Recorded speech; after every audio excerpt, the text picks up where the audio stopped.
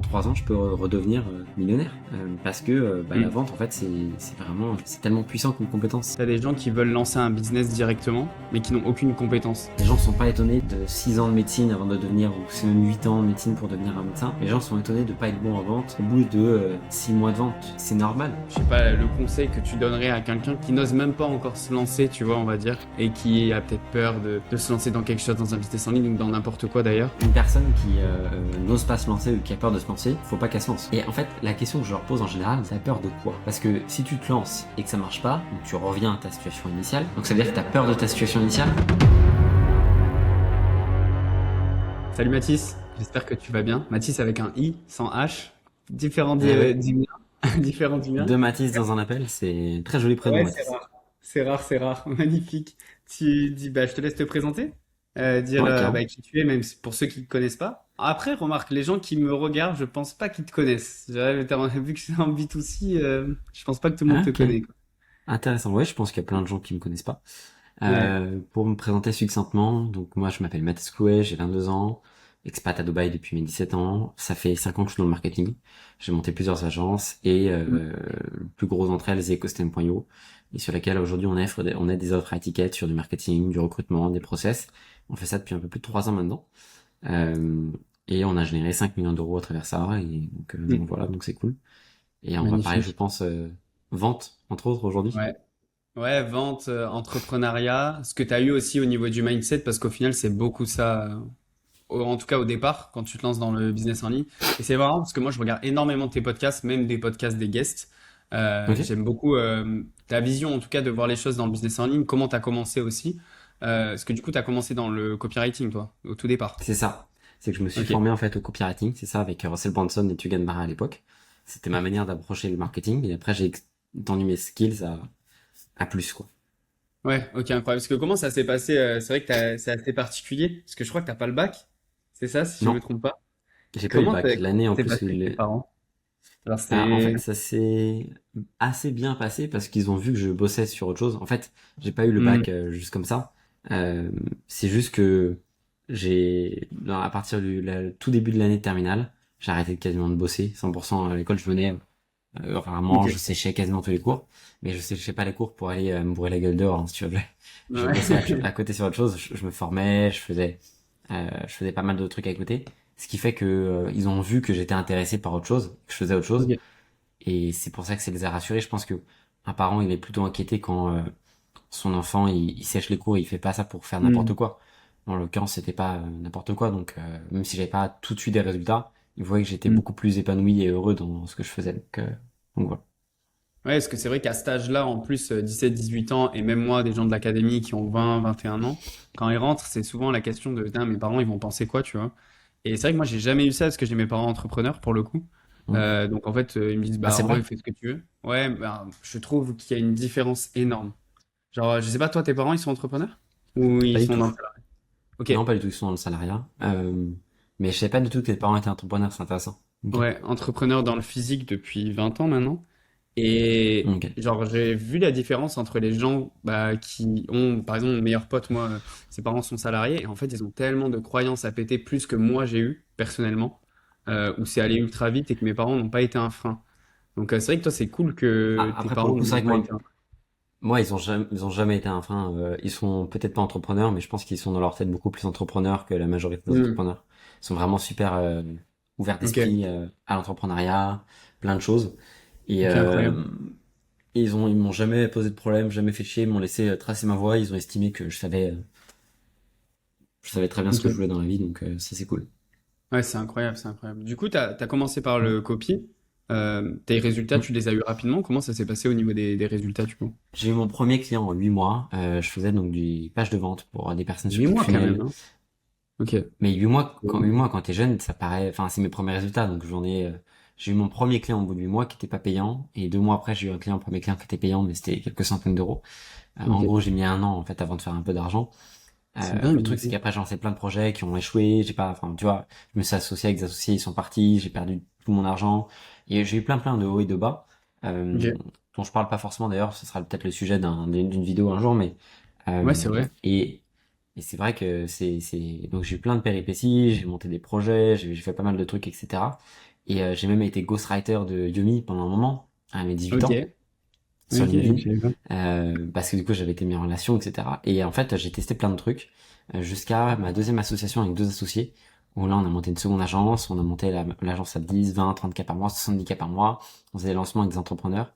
Je me souviens avoir eu un compte Stripe qui était bloqué, parce qu'en fait il y a eu un lancement, on avait fait 200 k, et le Stripe avait été Ok, bloqué, du coup dingue. c'était mes premiers vrais argent, et j'étais arrivé au mastermind de Thunder Stage à l'époque en Italie, à Florence, dans la Toscane. Et j'étais paniqué parce que du coup j'ai tout l'argent était bloqué, il fallait payer tout le monde.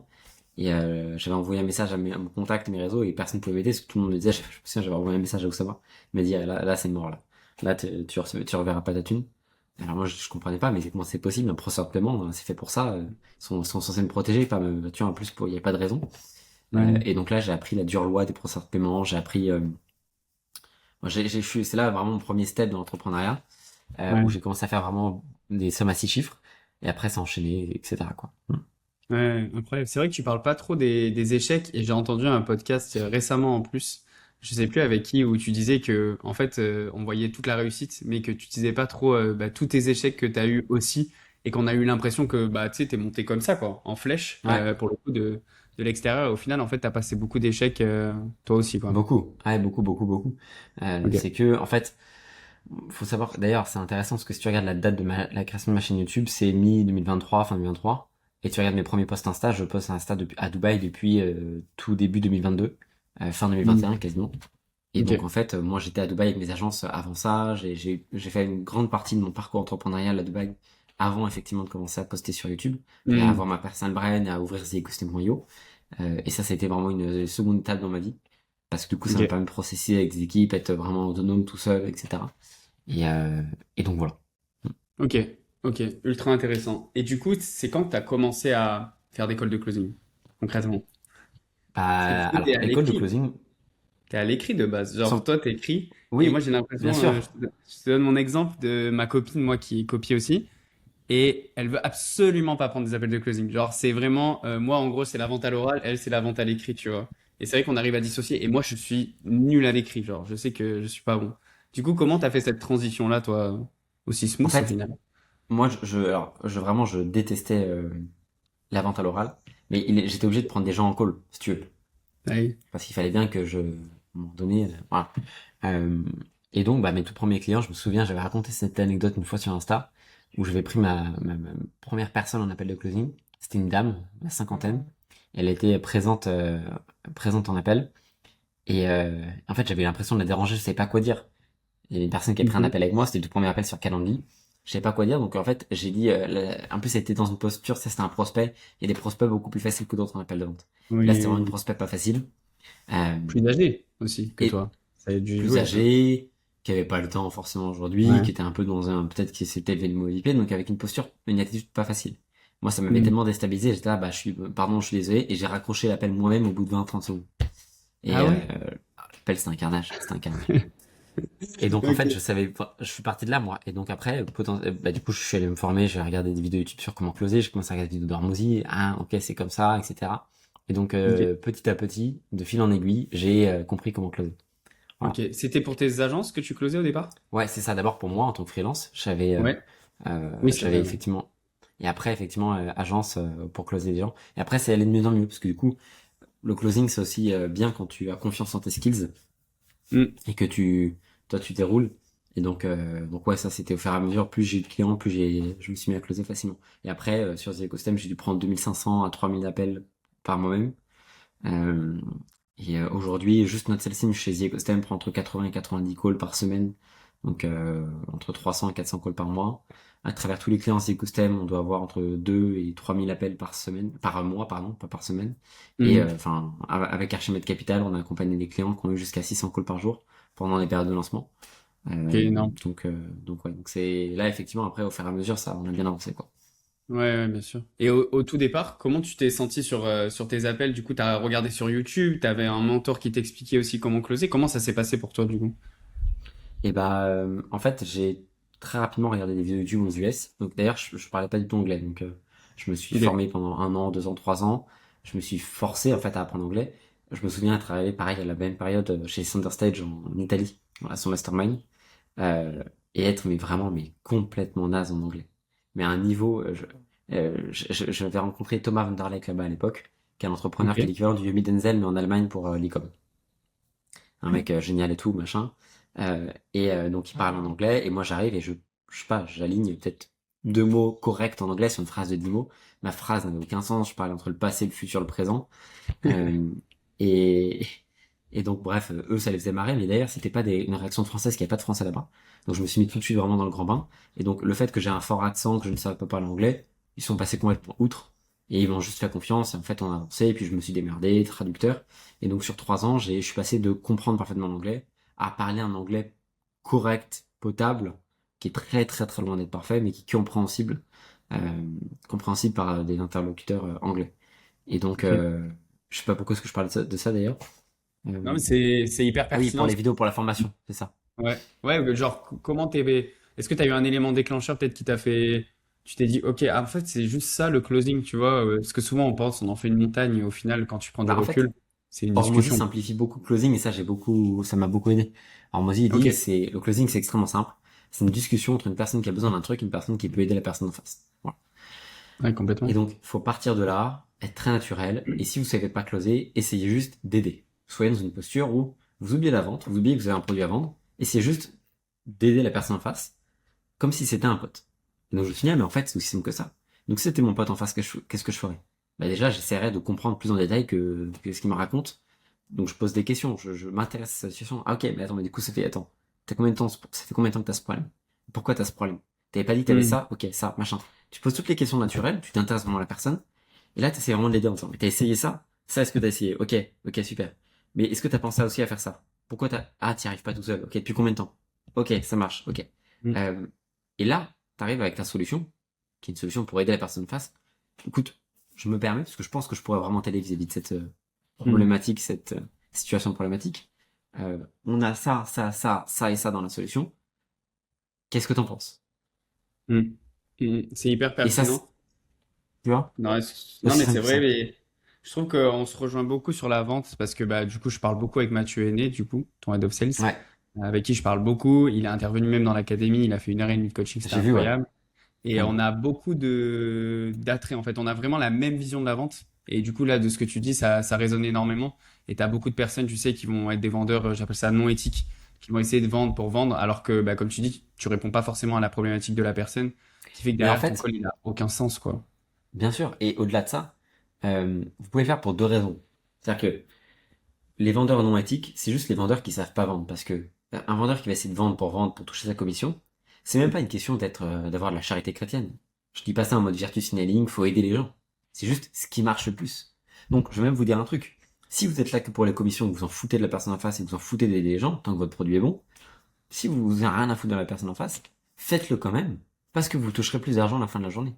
Hmm. Et évidemment que la majorité des personnes qui vont le faire vont se rendre compte que aider la personne en face, c'est plaisant, ça rend, enfin, en plus de la commission, ça te fait kiffer ton taf. Hmm, Mais pour les hmm. personnes à qui on peut rien changer, qui s'en foutent, bon bah, c'est leur choix. De toute façon, si vous vous intéressez pas sincèrement à la personne en face, vous allez sous-performer dans celle team et vous allez avoir ce qu'on appelle la commission breathing, comme ils appellent ça aux US. Hmm. L'haleine de la commission. Et en Hmm. fait, l'haleine de la commission, c'est que la personne en face va sentir que vous êtes là pour lui vendre un truc et va pas sincèrement s'intéresser à vous parce qu'en fait vous allez sauter des étapes, vous allez suivre un script, vous allez respecter une structure. Mais tout ça, ça Hmm. c'est que ça marche pas. La personne elle vient pour être écoutée, pour être accompagnée, pour être sentie, supportée et pour sentir que bah ouais, on a un vrai attrait pour elle. Hmm, hmm. Ouais. J'ai une anecdote par rapport à ça en plus. C'est moi au départ quand j'avais commencé, bah forcément t'es attiré par les commissions parce que tu travailles ta liberté, t'as envie d'être libre, etc. Et quand j'atteignais mes objectifs, derrière c'est là où je closais le plus. Genre c'est là C'est où ouf. vraiment j'enchaînais l'école et en fait je m'en foutais, closer parce que j'avais atteint mon objectif, j'avais mes 3000, je m'en foutais. Et boum, j'explosais le taux de conversion, il montait à 60, 70 avec la personne avec qui je travaillais parce que en fait je m'en foutais de closer. Et c'est là, à ce C'est moment-là, ouf. où je closais le plus. Je sais pas si toi, t'es passé par ce moment-là aussi. Ouais, c'est ce truc-là d'avoir du coup de lâcher tu vois, lâcher le lest et être beaucoup Hmm, plus en mode freestyle. En fait, les gens sentent aussi que quand t'es dans l'anti-vente, parce que t'as plus besoin de la vente, les gens sentent que t'as pas besoin d'eux hmm, pour exister, pour vivre, pour survivre. Et donc ils sont plus la pire des choses à faire, avant un appel de closing, c'est d'aller regarder tes objectifs financiers. La Ouais. prochaine voiture que tu veux t'acheter, machin. Parce qu'en fait, tu vas être tellement dans le OK, give me your money, que la personne en face va le sentir. Alors que si t'es en mode, bah écoute, apprendre ou à laisser, nous on peut t'aider, mais après à toi de voir effectivement là-dessus. Euh, et je pense que c'est vraiment la bonne position et attitude à avoir en fait. Tu Ouais, vois, clairement. C'est la meilleure de toute manière. Enfin, moi, avec la data c'est que la j'ai, meilleure. bah, du coup, toi-même, tu viens de confirmer, avec la data que tu as, que c'est la meilleure. Il n'y a que comme ça, en fait, que tu vas performer en closing, du moins. Ça, c'est sûr. De ton côté, du coup, quand C'est ouais.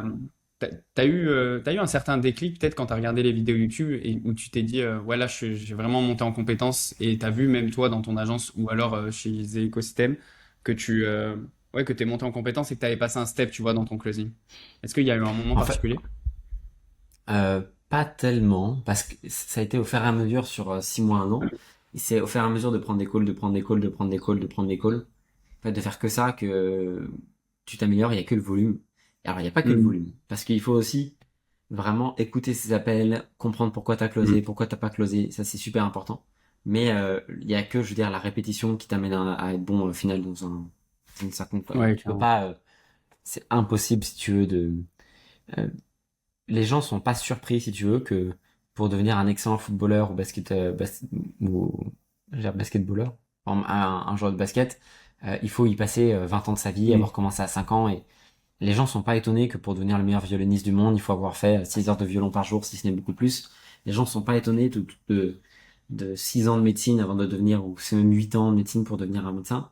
Les gens sont étonnés de pas être bon en vente au bout de 6 mois de vente. C'est normal. Donne Mhm. du temps un peu au temps aussi. Et il faut, c'est une vraie compétence. Par contre, une fois que tu sais vendre, demain tu me repères n'importe où sur Terre, même dans un pays où je connais pas la langue, j'apprendrai la langue comme tout le monde. Et je suis absolument sûr et convaincu que en 3 ans, je peux redevenir millionnaire. Parce que la Mhm. vente, en fait, c'est vraiment, c'est tellement puissant comme compétence. C'est la compétence Ouais, la plus complètement. puissante. Ouais, clairement. C'est ce que je dis aussi aux personnes, c'est que tu as des gens qui veulent lancer un business directement, mais qui n'ont aucune compétence. Mais du coup, il va Ouais. falloir que tu apprennes toutes les compétences d'un coup pour que ton business réussisse. Donc forcément, tu as ces 6 mois, un an, où tu vas potentiellement rien faire, parce que bah, en Ouais. fait, il faut que tu apprennes ces compétences-là. Alors que les gens qui commencent par exemple, comme j'ai fait moi, à maximiser une compétence directe, bah, ça fait que derrière, si j'ai lancé mon business, moi, mon business, il a marché direct aussi. Je veux dire, j'ai fait de l'argent directement. Parce que, bah, comme tu dis, j'avais la compétence de la vente. Donc moi, il Mm. suffisait juste d'avoir des calls et en vrai, c'était gagné, quoi. Évidemment, avec un bon produit et tout ça, mais comme tu dis, la compétence de la vente, pour moi, c'est celle enfin, la plus importante. Ça, c'est sûr. 100%. En tout cas. À Tu as parlé 2000%. aussi de quelque chose d'intéressant sur le volume.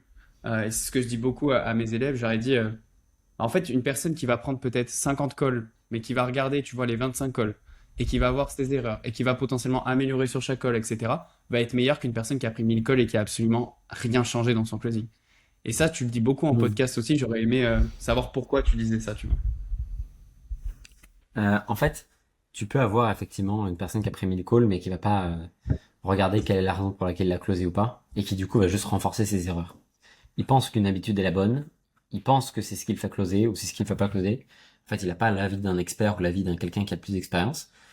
Et Mm, donc, il va juste répéter ses erreurs et ancrer ses mauvaises routines dans ses routines normales. mm, Alors que quelqu'un mm, qui, au bout du deuxième call, essaie de comprendre qu'est-ce qu'il a, c'est au fait qu'il n'a pas closé, il va tout de suite pouvoir corriger son attitude, tout de suite pouvoir corriger ses croyances, ses routines, et donc immédiatement changer d'attitude, enfin immédiatement changer ses behaviors, quoi, ses méthodes.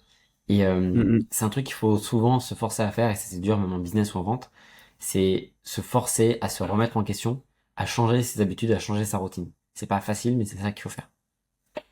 Ouais, c'est intéressant. Et je dis même, moi, je rajoute, c'est quand tu regardes tes calls, tu regardes où est-ce que tu as des problèmes, sauf que les gens, ils appliquent pas derrière. Et c'est Mm. ce que je dis à mes élèves, c'est bah, juste faites des jeux de rôle ciblés Ouais. par rapport à votre problématique. Pourquoi? Parce qu'en fait, le cerveau, c'est pareil. Plus tu vas répéter les schémas, plus derrière, bah, tu vas arriver en call, vu que tu l'auras travaillé 10 fois en jeu de rôle, bah, ça va être juste naturel et ça va être beaucoup plus smooth que si tu le retentes en call, bah, tu perds déjà des leads. Et en plus, bah, ton schéma mentaux, enfin, tes schémas mentaux, ils se mettent pas en action, quoi. Donc forcément, bah, Ah, derrière, mais tu perds des ventes, quoi. Et moi encore, je fais encore des jeux de rôle ciblés par rapport à telle ou telle objection peut-être que j'ai rencontrée ou tel, je sais pas, collègue d'info où j'ai eu du mal, bah, je vais travailler encore en jeu de rôle, tu vois. Et je trouve qu'il n'y a Mm. pas assez de closers. Et c'est pour ça que d'ailleurs, les closers restent bloqués la plupart autour des, on va dire, 3 cas par mois. Parce qu'ils vont pas chercher plus. Et encore 3 cas, je suis gentil. Je pense qu'il y a plus de Mm. closers qui sont en dessous. Mais ils sont bloqués parce qu'ils font pas le travail. Ils prennent pas le closing comme un vrai business. Je sais pas si tu vois Ouais, ce bien que je veux sûr. dire. Ouais, je comprends Alors qu'en complètement. vrai, Ouais. c'est un vrai business. Tu as de la data, tu prends tes data, tu améliores en fonction de tes data. Et ça, il y Ah a oui, peu mais de... 100%. Ils sont trop dans le salarié encore par rapport à ça. Et je pense que Ouais, toi, il faut prendre les bons réflexes, quoi. ouais, c'est ça. Tes sales, comment tu les manages, toi, justement, par rapport à ça? Le fait qu'ils soient incentivés par rapport à toi, ta boîte, et qu'ils se sentent pas, tu sais, comme le salariat, parce qu'il y en a, c'est un peu du salariat déguisé, quoi. Bah, on les prend, déjà, je les prends en call tous les business days, donc les lundis, mardis, mercredis, jeudi, vendredi, à 10h30 en call, faire un point Ok. rapidement avec eux, regarder les leads de la veille, les leads de la journée. Euh, je les paye tout de suite, pas tout de suite, je veux dire, je les paye tous les mois, mais je veux dire, dans la journée, je les paye, quand ils m'envoient le lien, c'est payé dans l'heure toujours, c'est important. Euh, Mm. et, euh, et qu'est-ce que je veux dire? Et au niveau de ça, au niveau de l'incentivation, entre guillemets, au niveau de tout ça, Mm. on a des bonus, on a des stades à atteindre avec plein de cadeaux à gagner, on a des voyages à gagner, on a du matériel Apple à gagner, on a des bonus de primes toutes les Ok, semaines. incroyable. On a 300 € pour le meilleur closer par semaine, de la semaine.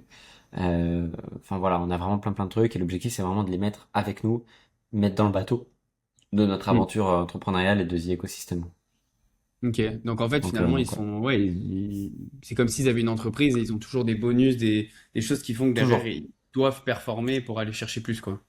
Absolument, absolument. Ouais. Pour eux, ils ont tout intérêt, si tu veux, à avoir ça effectivement avec nous. Ouais. Complètement. Ok, Mm. c'est marrant, c'est toujours toi qui manage ta sales team avec tous les calls que vous faites. Alors, c'est co-managé avec Mathieu, mais moi j'aime bien en fait.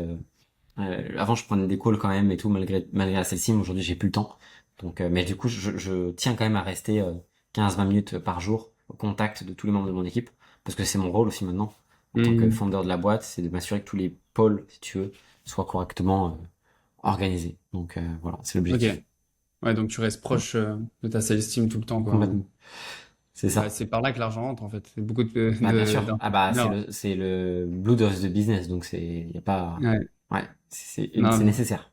c'est vrai que c'est intéressant parce que j'ai pas de problème, justement, parce que du coup, je mets beaucoup en relation les setters et les closers avec chez The Ecosystem. Et des fois, tu as des gens qui viennent me demander des setters, des closers, mais qui zoneboard, mais d'une façon Ouais qui est ouais cataclysmique. Et le problème, c'est que les gens, ils pensent qu'avec un setter, un closer, leur business va marcher. Mais non, ouais tu recrutes un setter, un closer quand déjà ton business fonctionne, en fait. Est-ce que tu as une complètement bien take sûr. là-dessus, du coup? Qu'est-ce que tu dis toi-même à des personnes qui sont chez The Ecosystem? Bah nous c'est ce qu'on dit vis-à-vis des setters notamment parce qu'en fait les gens pensent qu'un setter va tout régler. Le setter il est là que pour faire marcher plus un truc qui marche déjà. Et Hmm. tu peux pas demander à un setter de faire ton travail sur le contenu, de faire le travail de la validation de l'offre. Le setter il est magique quand tu as une offre qui a déjà été vendue quelques fois, même en setting, et que tu as un minimum de traction, de motion, de momentum sur les réseaux. C'est extrêmement important parce que sans ça, bah, le setter il est pas magicien non plus, il peut pas faire ta personal brand. Les gens vont rentrer en contact avec toi, vont te répondre et vont booker un call parce que tu leur envoies un message certes, mais surtout et aussi parce que tu as une personal brand, parce que tu as du contenu, parce que les gens ont confiance en ce que tu fais. Et c'est pas possible, l'inverse n'est pas possible. Ok. Et à quel moment tu te dis, ouais, c'est le bon moment de mettre un setter selon toi? Quand il y a eu plusieurs ventes et que tu commences à avoir entre allez, 5 et 10 abonnés par jour, toute plateforme confondue, c'est juste le signal nécessaire que tu commences à avoir un minimum de traction, que tu arrives à maintenir un bon niveau de contenu. Si je pars en courant du podcast parce qu'il y a un trop long derrière, donc t'en fais pas. Ah, Euh, vas-y, c'est t'inquiète, pour t'inquiète, ça. t'inquiète. Et, et que ouais, t'arrives à maintenir un bon système de contenu et que tu Mm. arrives tout simplement en fait à focus, à avoir des leads et surtout que tu as déjà réussi à vendre ton offre une fois. Parce que si t'as pas réussi déjà à Mm. vendre ton offre une fois, c'est pas miraculeusement que ton setter va valider ça. C'est pour ça que nous on demande toujours d'avoir la validation au préalable une fois de ton setter. Ouais, ouais, bien sûr. Ouais, ils pensent que c'est magique et ça, c'est le problème que je rencontre moi avec mes élèves, c'est qu'ils sont onboardés des fois. En fait, ils sont pas onboardés, ils pensent qu'ils vont performer direct. Non, ça marche pas comme ça. Il y en a, ils les prennent même pas en call. Zéro call Ouais, dans la semaine, pendant 2 semaines, 3 semaines. Tu te dis, mais c'est pas possible. Il peut pas vendre ton offre ou vendre un call avec toi si toi-même, tu lui vends même pas ton produit, en fait, tu vois. Il faut ouais, qu'il bien soit sûr. hypé par le produit. Et en termes de closer, toi, je sais que tu as beaucoup closé pendant longtemps avant de Beaucoup, ouais. déléguer ce closing-là. Qu'est-ce qui fait que t'as pas délégué avant? Est-ce que tu avais une croyance peut-être ou... Bah, c'était une erreur en fait. C'était tout simplement une erreur de ma part. C'est que ça fait partie de mes erreurs de parcours. C'est que j'aurais dû déléguer plus rapidement la vente.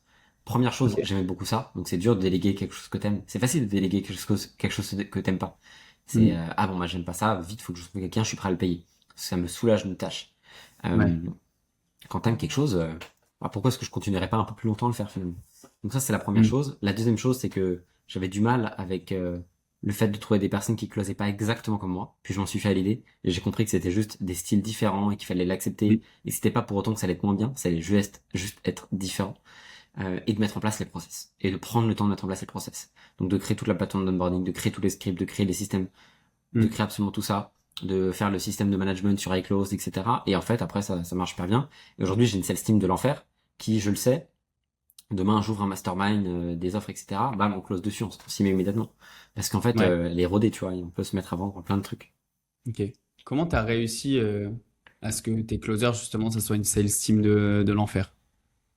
Avec du temps, beaucoup d'erreurs, des hard discussions, des tests, des fails, des no-shows. En fait, il y a que en étant dans la boue avec eux que tu peux les aider et surtout que tu peux traverser avec eux et devenir Hmm. une vraie team soudée. Bah, il y a des semaines, il y a très peu de calls. Il y a des semaines où t'en as beaucoup plus. T'as des semaines où ils sont malades. T'as des semaines où il y a des closers qui closent pas et qui sont, tu vois, ailleurs et c'est pas grave. Et enfin, si, c'est grave, mais il faut avancer, il faut trouver des solutions. Et puis il y a des semaines, Hmm. enfin, où tout succède et tu vois, là, en ce moment, on a plus de 10 000 euros par jour cash collecté, encaissé sur le compte en banque. On a fait la moyenne ce Ok. matin sur les derniers jours. On a 10 625 euros par jour de cash collecté. Donc ça c'est une moyenne qu'on a fait avec eux, qu'on a établi. On est de nos objectifs, mais j'ai envie qu'on pousse plus loin. Donc on compte en euros, en dollars, on fait voilà. Qu'est-ce qui fait que ça a bien marché sur le dernier jour? Qu'est-ce qui fait qu'on pourrait aller chercher encore plus? Comment est-ce que vous sentez les leads dernièrement? Hmm. Ok, très bien. Pas qualifié, vis-à-vis de quoi? Est-ce que vous êtes sûr que c'est pas qualifié? Est-ce que ça, vous pensez que ça pouvait changer? Ok, on va tester une nouvelle vidéo de préqualification. Donc là, après le podcast, je vais tourner une nouvelle vidéo de préqualification avec un script précis pour engager les Hmm. gens psychologiquement, les préparer, etc. Machin. Donc on est toujours en fait en train d'AB test. Je crée un canal avec les consultants régulièrement avec eux où ils échangent aussi avec les consultants en interne pour s'assurer que ça se passe bien, qu'ils soient rassurés, que voilà. Et donc en fait c'est vraiment un enjeu si tu veux global. Ok. C'est un écosystème entre ton marketing, les setters, les closers, la vente, la Hmm, partie hmm. delivery et de s'assurer que tout fonctionne bien ensemble. Ok, c'est intéressant. Et comment tu as réussi, parce que moi de dehors, du coup, je parle beaucoup avec Mathieu, comment tu as Ouais, réussi à transmettre, tu vois, aussi bien ta vision et qu'il soit aussi tous les engagé en matins. fait pour ton projet? Ok. Tous les matins en call, c'est-à-dire que tous les matins, je leur dis voilà, voilà où est-ce que j'en suis, voilà sur quoi je galère, c'est pas grave, j'avance. Voilà sur ce quoi on a réussi à faire. Voici toutes les wins qu'on a. Voici les annonces qu'on a. Voici la vision que j'ai avec vous pour un mois, 2 mois, 3 mois d'ici la fin de l'année. Si les fins de l'année, je veux que tous mes closers passent en head of sales parce que j'aurai tellement de leads que vous puissiez ne pas, vous pouvez pas closer. Vous allez avoir un an d'ancienneté avec moi et donc vous allez pouvoir enfin passer head of sales, avoir plus de responsabilités, gagner plus de thunes. On va développer un SaaS ticket, je veux que vous soyez dessus aussi. On va développer des masterminds, je veux que vous soyez présents dans mastermind. Là, je vais aller intervenir effectivement chez Ethan cet été. J'ai envie que Mathieu Hmm, vienne avec moi pour voir tout ça, etc. Et donc, c'est pas seulement dire bon bah voilà, vous êtes des clones, c'est vous êtes des sales d'exception, d'élite. Et notre objectif dans la boîte, c'est de vous faire monter et de nous faire monter. Parce que je sais hmm, bien que le recrutement et le management, c'est aligner les égoïsmes. Ils sont pas là pour mes beaux hmm, yeux, ils sont là parce qu'ils veulent faire du cash, évoluer professionnellement, se sentir utile, aider les autres. Et aussi pour faire beaucoup d'argent. Et donc moi, c'est comment est-ce que je me positionne pour être clair avec eux sur le fait que bah, mon objectif, c'est aussi de les rendre riches et que si eux ils sont riches, ça veut hmm. dire que par définition, je suis encore plus riche. Mais c'est normal et ils n'auront pas toute la responsabilité des clients, ils n'auront pas toute la responsabilité du marketing, ils n'auront pas toute la responsabilité de la pub, des blocages, de la personne vraie, de la réputation. Euh, mais par contre, moi je vais les mettre dans une position où ils vont être au meilleur qu'ils puissent quoi. Ok. Pour toi, c'est ça qui a fait la différence, du coup, que bah, tes closers soient Probablement, ouais. aussi engagés pour les avoir rencontrés, moi, du coup, au Ouais, séminaire ouais, où ouais, j'étais là-bas. ouais, je pense que c'est ce qui fait qu'ils sont aussi engagés, que ça marche aussi bien et qu'ils soient aussi loyaux, fidèles et qu'ils soient aussi, enfin qu'on les paye aussi cher. Parce que voilà, on les Hmm. paye entre 5 et 15K tous les mois, donc ça varie effectivement. Ouais, bien sûr. Ok, hyper intéressant. Et comment t'as, du coup, vu que tu avais du mal à déléguer au départ et que ça a été ton erreur, comment tu as Ouais. réussi à faire une bonne session de recrutement? Est-ce que tu as fait une bonne session, d'accord, d'ailleurs directement, ou est-ce que tu t'es trompé? Enfin, ça, je vois que c'est Alors, très très dur et je pense que c'est le next step, on va dire, dans l'infoprenariat, dans l'entrepreneuriat en général. C'est toute la partie délégation, surtout bah, la partie vente, parce que tu sais que ça tout passe par là, quoi. bien sûr, bah, j'avais fait une très bonne session de recrutement euh, et j'avais fait une trop bonne session de recrutement même. Enfin, il y a jamais de trop bonne session de recrutement, mais j'étais tombé sur un talent. Je me souviens de Jeff, si tu passes par là. Euh, Jeff qui était vraiment un sales top, Jeff Guéret, que j'avais onboardé, tout premier closer. truc, c'est que moi, Ok. j'étais pas prêt. J'avais pas le temps à lui consacrer. J'avais pas les process mis en place. Donc lui, il était très bien parce qu'il est autonome, il était autonome. Il était euh, self-aware de ce qui allait, ce qui allait pas. Il s'était créé son propre process d'onboarding. Malgré tout, enfin moi, Ok. j'étais pas présent, donc en fait, je lui ai dit, hein. Je lui ai dit, écoute, bah là, t'es vraiment top. T'es vraiment même, t'es au top du top vis-à-vis des sales. C'est juste que moi, en fait, je suis pas, c'est pas le bon moment pour moi. Je n'arrive pas à trouver le temps, ça va pas. Et donc, bah, lui allait faire Hmm. ses autres projets à côté, et tant mieux. Et donc, j'ai appris de cette erreur-là. Et j'ai dit, bon, bah voilà, 3 mois plus tard, j'ai relancé un nouveau processus de recrutement, aussi bien. On a analysé 400 profils, on a sélectionné 5 personnes. Donc 1% en gros, un tout petit peu plus d'1% des sales qui avaient apply.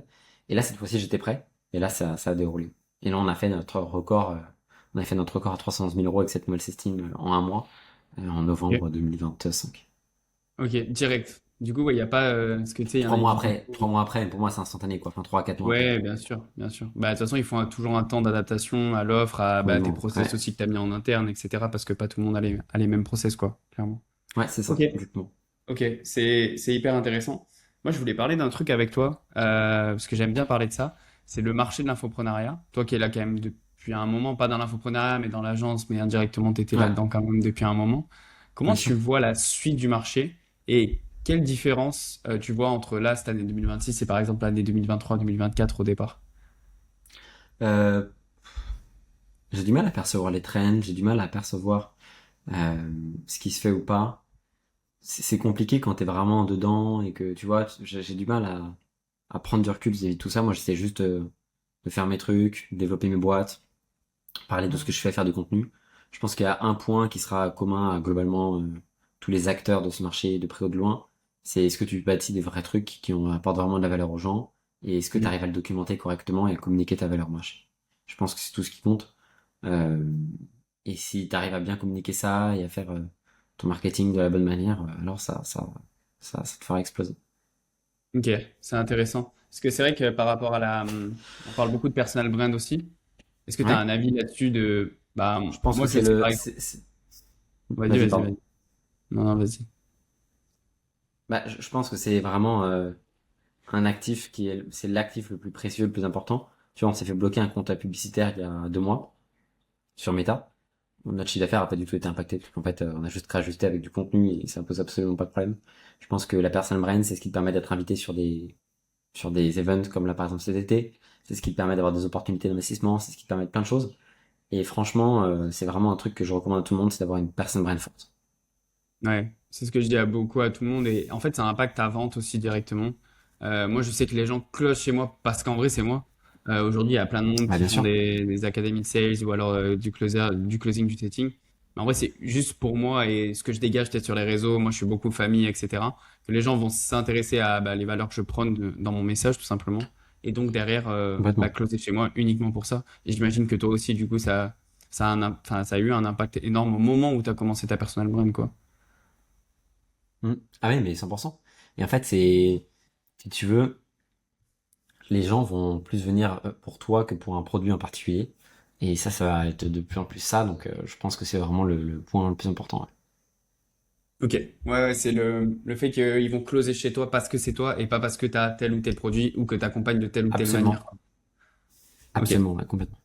ok. Et Ouais. c'est pour ça que aujourd'hui, tu passes le plus clair de ton temps à travailler cette personal brand. C'est quoi, ça Ouais. ressemble à quoi en vrai une journée enfin ouais, dans Mathis Chloé, dans le sens où tu parles beaucoup, que tu travailles énormément, tu travailles beaucoup. Ouais.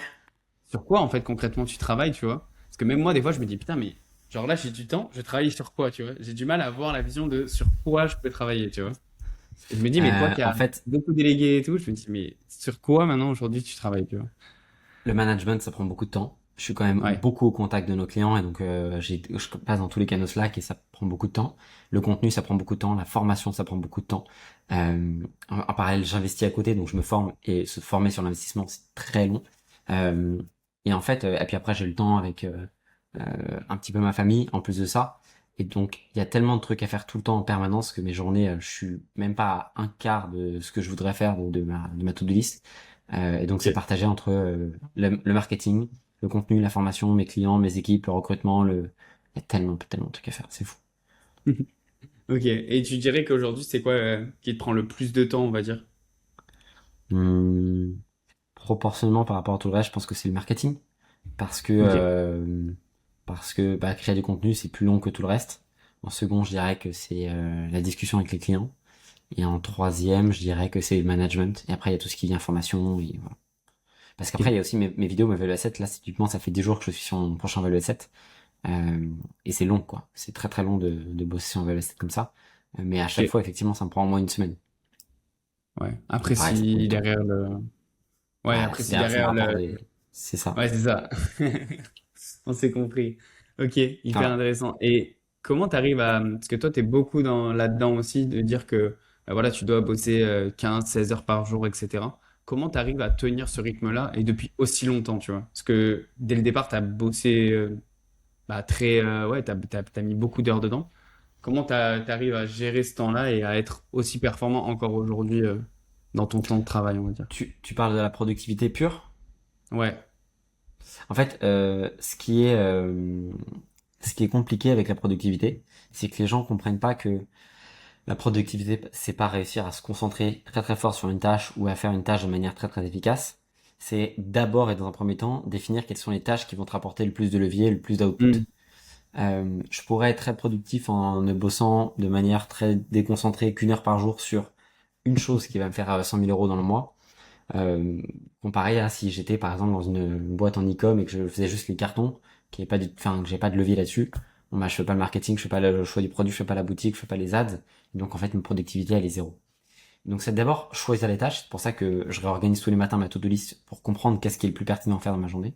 Et ensuite c'est une question de focus, mode avion sur le téléphone, écouteurs, euh, et écran et focus quoi. Ok. Donc tu priorises toi tes tâches. Comment tu arrives à prioriser les tâches? C'est par rapport à l'output que ça va sortir? C'est le modèle de classification classique de Sam Owens. C'est comprendre quelles sont les tâches à 1 dollar de l'heure, les tâches à 10 dollars, 100 dollars, 1000 dollars, 10 000 dollars et 100 000 dollars de l'heure. J'ai pas encore de tâches à 100 000 dollars de l'heure. C'est m'arriver à avoir des tâches à 10 000 dollars de l'heure. Et la majorité des tâches à partir de 1000 dollars de l'heure, c'est moi qui les fais. Et encore, j'essaie pour la majorité d'entre elles maintenant les déléguer. Vu que l'idée c'est de passer à 15 et puis à 20 000 euros de chiffre d'affaires par jour. Et ça à 80% de profit, je fais mon calcul de taux horaire là-dessus. Ok. Hyper. Ouais, ouais, c'est ça. Tu calcules ton taux horaire et du coup tu vois par C'est rapport à ça. ta to-do. C'est Exactement. hyper Et alors, intéressant. Et... les tâches à 10 000 dollars de l'heure, c'est subjectif, hein, c'est vraiment qu'est-ce qui Oui. potentiellement que je pourrais faire pourrait valoir 10 000 dollars de valeur alors que je l'ai produit en 1 heure dans ma boîte. Ça peut être Hmm. faire un très bon batch d'ads. Ça, c'est peut-être même, tu vois, ça peut être de faire Ouais. pour moi un très bon value asset. Si je mets, allez, 1 heure par jour pendant 7 jours, donc 7 heures à préparer un excellent value asset. Si value asset, dernier gros value asset qui m'a apporté beaucoup d'argent, 160 000 euros traqués, c'est celui il y a 5 mois, là, 23 000 vues, qui a bien marché sur une masterclass de 50 minutes. J'ai mis une semaine à Hmm. préparer, plus de 10 heures. Bon, en l'occurrence, là, c'est une tâche à plus de 10 000 dollars de l'heure. Mais Ouais. il n'y a pas encore beaucoup de tâches qui sont à plus de 10 000 dollars de l'heure. Ok. Donc ouais, tu prends la tâche en fait qui te rapporte le plus d'argent, quoi, concrètement. Complètement, bien sûr. Ouais, en tout cas, Ok. j'estime par ordre de priorité quelles sont les tâches qui me rapportent le plus d'argent, bien sûr. Oui, bien sûr, c'est une estimation, c'est pas factuel, mais ouais, c'est Bien par sûr. rapport à toi, à ton Enfin, business et c'est comment factuel quand ça l'est, mais des fois, je me Ouais. trompe et voilà, c'est pareil. Ouais, ouais, bien sûr. Ok, c'est intéressant. Et du coup, tu t'organises quotidiennement comme ça, c'est-à-dire tu fais ta to-do le matin, tu priorises du coup les tâches en fonction, et après C'est t'appliques ça. la journée, quoi. Exactement. Exactement. Ok, et tu fais ça depuis 6 ans, quoi, 5 ans. Ouais, exactement. En gros, c'est ça, et en boucle, depuis 5 ans, je fais que ça. Ok, trop bien. Parce que c'est vrai qu'il y a deux, on va dire, il y a deux options. En plus, j'ai fait un réel là-dessus qui a pété récemment, un réel Ah ouais? lycée. Ouais, c'était en mode deux options. Soit tu fais 35 heures par semaine et tu taffes sur des leviers qui sont moins importants, etc. Soit option 2, si tu bosses 100 heures et tu te défonces pendant 5 ans et après t'as ta liberté, tu sais, à Ouais. vie. Et c'est marrant parce que les gens ils se battent en commentaire et tout. C'est Bah pour oui, bien ça que le sûr. réel. Mais du coup, toi, ton avis là-dessus, c'est option 2, c'est genre 100 heures et après t'es libre plus longtemps, Complètement, quoi, ouais, on va bien dire. sûr. Ok. Exactement. Et pourquoi tu fais pas finalement comme 95% des gens qui ont ton âge, même 99 qui ont notre âge, c'est plus profiter et être tranquille quoi toute sa vingtaine. Parce que j'ai pas envie d'avoir ce qu'ont les gens de mon âge. J'ai envie d'avoir Hmm. 4 supercars. Mais ça, c'est matériel, parce que je commence par ça, parce que, en vrai, il y a Ça beaucoup de part. monde qui kiffe du matériel. Et ensuite, Ouais, ça part. parce que j'ai envie de pouvoir aider ma famille comme je le fais actuellement, parce que j'ai envie de pouvoir monter un ranch dans 10 ans de 100 hectares, parce que j'ai envie Hmm. de pouvoir voyager quand je veux, parce que j'ai envie de pouvoir être dans les endroits les plus luxueux. et parce que je sais que c'est pas que ça qui compte. Parce que je veux pas faire le mec uniquement dans la spiritualité en disant que le matériel ça importe pas. Ce serait mentir et de dire que je suis pas matérialiste. Factuellement, je suis matérialiste, j'ai des voitures, des montres, des Mhm. trucs, mais c'est pas ça qui à quoi tient mon bonheur. C'est un plus. Je trouve que c'est des jeux, c'est sympa, c'est génial. Euh, Ça prend de la valeur pour certains trucs. Et puis après, bah sinon j'aime aussi juste aller pêcher, lire un bon bouquin sur la plage, Je disais, cuisiner. Et, mhm. et donc c'est pour ça, il faut pas confondre. Les gens pensent que c'est soit l'un, soit l'autre. Ah, soit t'es un mec simple, soit t'es un mec matérialiste qui Mhm. aime le bling bling et tout. Bah non, c'est la vie est plus complexe que ça. Moi, je suis un très grand lecteur. J'adore lire depuis mes 6 7 ans. J'ai appris à lire assez tôt. Et enfin, j'ai pas appris à lire à 6 ans, mais genre depuis mes 6 7 ans jusqu'à mes 14 ans, j'ai beaucoup lu. J'ai lu je lisais 2 bouquins par semaine quasiment, je passais ma vie à lire jusqu'à très tard le soir, je passais ma vie dans le livre, je le fais plus du tout. Et donc je sais que j'ai envie de pouvoir être tranquille à mes 30 ans, avoir ma retraite, plusieurs dizaines de millions d'euros investis, avoir mes voitures, avoir ma famille, avoir mes trucs, et faire ma Ok. vie quoi, être tranquille. Et j'ai envie que ma vie commence, mais j'en profite pour vivre ma vie aussi, mais une nouvelle stade de ma vie commence à mes 30 ans et pas commencer à charbonner. J'ai envie de pouvoir, si j'en ai envie, prendre ma retraite, mais ce sera plutôt dans un stade d'investisseur entre guillemets que je vais être. Mais Ouais. Ok. Donc toi, ta vision à 30 ans, c'est que t'arrêtes vraiment d'être dans l'opérationnel et que tu sois plus dans l'investissement, que ce soit en start-up, ouais, en ou investissement. d'être, c'est ça, ou d'être co-owner, de détenir des projets ensemble, ouais, bien sûr. Ouais. Ok. Ok. Donc avant 30 ans, du coup, c'est full opérationnel et tu C'est resteras ça, là-dedans, quoi. exactement. Ouais. Ok. Pourquoi ce chiffre-là, 30 ans, du coup? Parce que je trouve que c'est un bon chiffre et puis ça me laisse du temps. J'ai 8 ans devant moi. Je pense qu'il faut à la fois aller extrêmement vite et à la fois se donner du temps. C'est un peu complexe, mais c'est un paradoxe qui est assez particulier. Et que bah, 8 ans pour faire 30-40 M, je pense que les faire avant, mais ça me donne quand même le temps de pouvoir vraiment le faire et d'être sûr de le faire.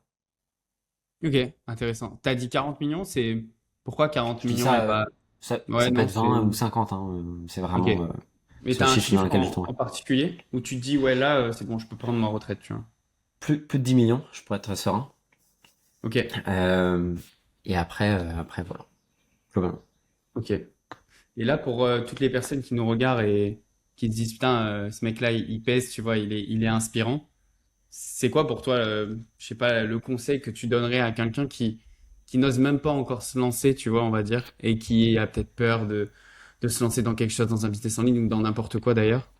Qu'est-ce que tu lui dirais, toi qui as quand même assez bien réussi aussitôt en plus de ça? Je sais pas si j'ai très bien assis, mais une personne qui n'ose pas se lancer ou qui a peur de se lancer, faut pas qu'elle se lance. Je pense pas. Mhm. En fait, Ok. moi, il y a personne qui m'a forcé à me lancer. Et en fait, la question que je leur pose en général, c'est t'as peur de quoi? Parce que si tu te lances et que ça marche pas, donc tu reviens à ta situation initiale. Donc ça veut dire que t'as peur de ta situation initiale, t'as peur de toi-même. Enfin, ça fait pas sens, tu vois. C'est what the fuck. Donc t'as peur de quoi? Alors, si les gens me disent ah j'ai peur de m'engager publiquement auprès des gens et d'ensuite que ces gens-là me jugent si j'échoue. Alors, premièrement, t'es pas obligé de t'engager publiquement. Deuxièmement, si t'as vraiment un entourage qui va te faire la misère parce que t'as essayé quelque chose dans ta vie, il est sérieusement temps de se poser la question sur son entourage. Troisièmement, who cares? La Mhm. vie elle passe vite. Si t'attends la validation de tout le monde, t'attends pas la validation de tout le monde pour aller. C'est les mêmes gens qui vont valider le fait que t'ailles en boîte, bouffe du McDo, fasse tous les trucs de merde. Tout le monde a donné, enfin, on s'en fout, quoi. Je veux dire, c'est ridicule, tu vois. C'est quoi, t'as 12 ans pour penser, pour avoir des insécurités comme ça et penser ce que les gens, en général, voilà, vous avez 18 ans, ça y est, vous êtes des hommes. On est dans une période de l'histoire de l'humanité où vous n'allez pas devoir aller dans les tranchées à Verdun à 18 ans, donc calm down, tout va bien.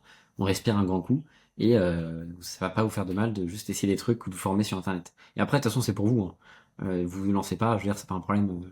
Ça en fera plus pour les autres et puis de toute façon il y aura quelqu'un qui prendra votre place. Donc c'est à vous de prendre vos responsabilités, de vous prendre en main et personne va vous faire les choses à votre place et d'ailleurs ça va pas être facile, vous allez galérer pendant peut-être 1 an, 2 ans, voire 3 ans, mais c'est le prix à payer pour pouvoir avoir une vraie vie sympa derrière. Tous les choix difficiles que vous amenez, que vous faites maintenant, vous amèneront une vie facile et l'inverse aussi. Si vous faites des choix faciles, vous restez dans votre confort, vous continuez, vous aurez une vie difficile parce que c'est les gens prennent ces choix-là par défaut. Donc à vous de choisir. Et il n'y a pas forcément une meilleure solution l'une que l'autre. Euh, je suis pas en train de dire qu'il y en a une qui est super bien et l'autre qui est respectable et l'autre qui l'est pas. Chacun vit sa vie de la manière dont il le veut. Faut juste Ouais. pas se plaindre. Faut juste assumer ses choix. tu fais l'entrepreneuriat, ça va être dur, te plains pas. Tu choisis d'être dans la norme, entre guillemets, et de galérer avec des prêts, ça va être dur aussi, t'en plains pas. Juste assume. Et c'est ok. Hmm. Ouais, c'est propre à chacun et c'est ta décision, donc assume quoi.